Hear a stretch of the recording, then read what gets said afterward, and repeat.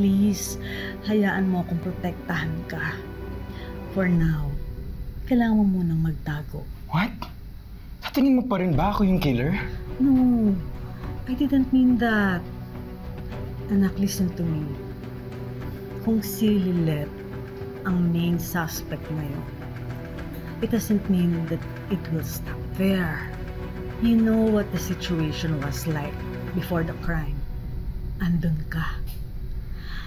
Papaano kung merong nakakita sa'yo na galing ka kala Meredith? What if bigla na lang siyang sumulpot at magsalita against you? Kaya hindi malayo maging suspect ka din, anak. No. No. I can't go back to jail again, Mom. Ayoko.